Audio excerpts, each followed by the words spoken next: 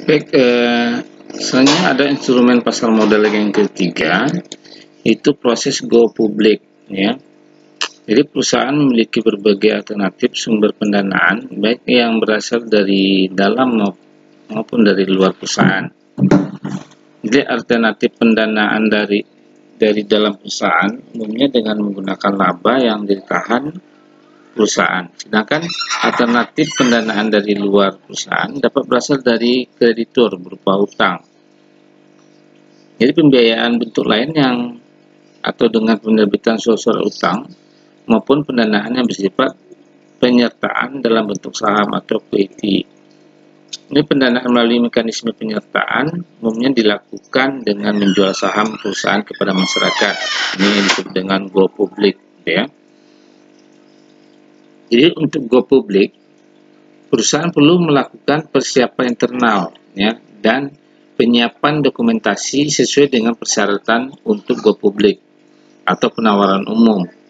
Jadi serta memenuhi semua persyaratan yang ditetapkan oleh BPOM.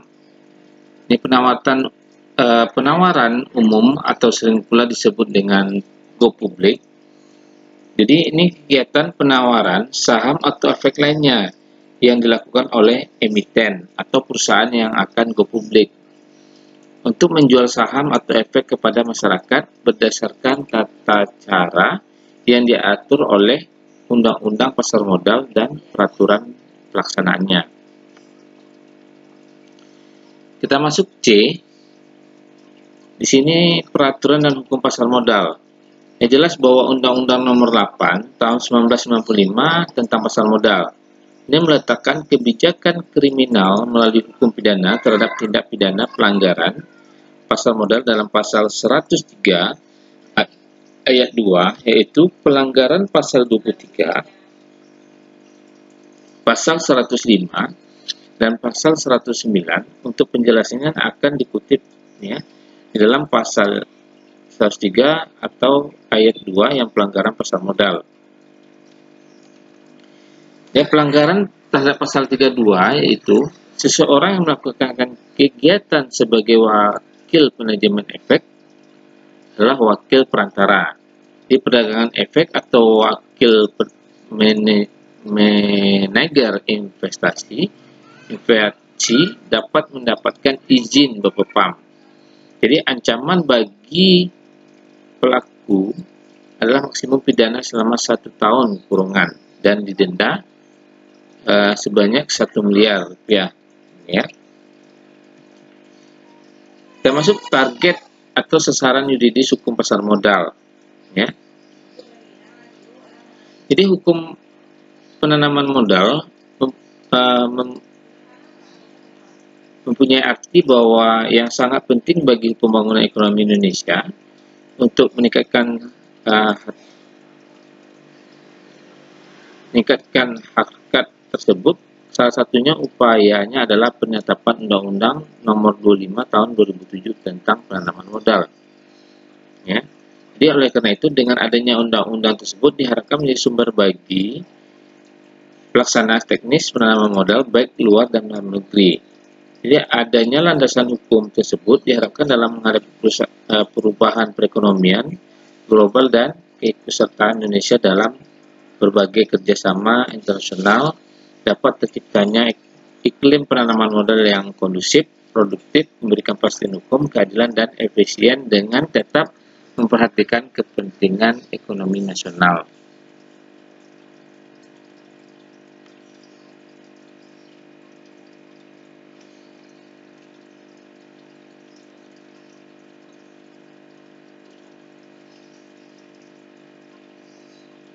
Kalau kita lihat dalam penanaman modal sebagai diatur dalam pasal 1 ayat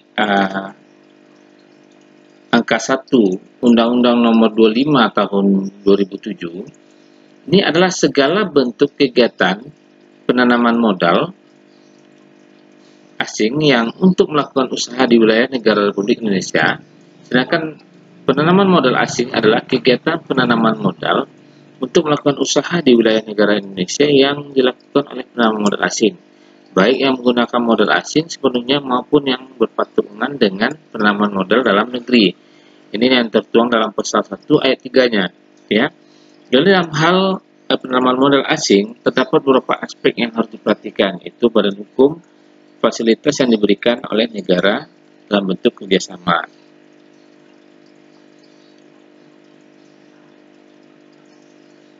Ya, ada hal yang sebagaimana ditakluk dalam pertimbangan Undang-Undang Nomor 25 Tahun 2007 tentang penanaman modal. Ini ya, pertama, pembangunan ekonomi nasional yang berkelanjutan perlu dilaksanakan dengan landasan demokrasi ekonomi, ya, sesuai dengan Undang-Undang Dasar 45, ya, untuk mencapai tujuan bernegara, mewujudkan masyarakat adil makmur berdasarkan Pancasila dan Undang-Undang Dasar 1945. Ya, Anda tahu bahwa sesungguhnya puncak tertinggi dalam peraturan itu adalah Undang-Undang Dasar 45 dan Pancasila. Yang kedua adalah pembangunan ekonomi nasional yang berkelanjutan perlu dilaksanakan dengan landasan demokrasi ekonomi untuk mencapai tujuan bernegara mewujudkan masyarakat adil makmur berdasarkan Pancasila dan Undang-Undang Dasar 45. Ya, jelas kewujudannya itu mewujudkan adil makmur.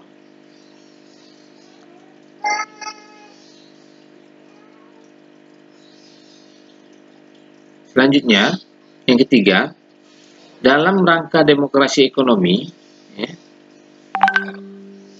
kebijakan penanaman modal selayaknya selalu mendasari ekonomi kerakyatan yang melibatkan perkembangan bagi usaha mikro, kecil, menengah, dan koperasi. Jadi tidak saja memandang untuk meningkatkan usaha besar saja, tapi ini ada juga untuk usaha mikro, kecil, menengah, atau koperasi atau UMKM kita kenal, ya.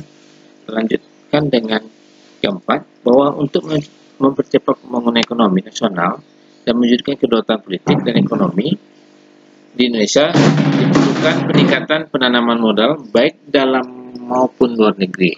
Yang kelima adalah bahwa dalam menghadapi perubahan perekonomian global dan keikutsertaan Indonesia dalam berbagai kerjasama internasional, perlu diciptakan iklim penanaman modal yang kondusif, promotif, memberikan kepastian hukum, keadilan, efisien, dengan tetap memperhatikan kepentingan ekonomi nasional.